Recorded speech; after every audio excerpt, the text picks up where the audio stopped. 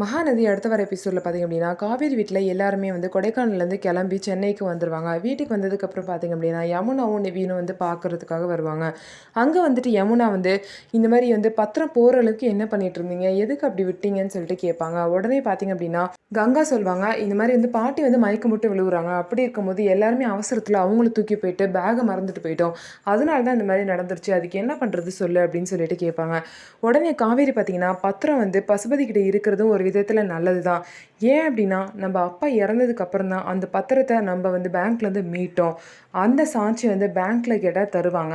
அப்படி பசுபதி வாயால் வந்து எங்கள் அப்பாவா கையில் கொடுத்தாங்க பத்திரத்தை அப்படின்னு சொல்லிட்டு ஏதாவது ஒரு ஸ்டேட்மெண்ட் அவன் வாயால் சொன்னான் அப்படின்னா கண்டிப்பாக மாட்டிக்குவான். ஏன் அப்படின்னா பத்திரம் வந்து அப்பா இறந்ததுக்கப்புறம் நம்ம மீட்டிருக்கோம். அப்படி இருக்கும்போது அவன் சொல்கிறது வந்து தப்பான ஒரு பொய்ன்னு சொல்லிட்டு நிரூபிச்சிடலாம் அப்படின்னு சொல்லிட்டு காவேரி வந்து சொல்கிறாங்க.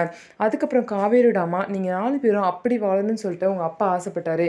நீங்கள் 4 பேரும் வாழ்க்கையில் முன்னேறி ஒரு பெரிய இடத்துக்கு வரணும்.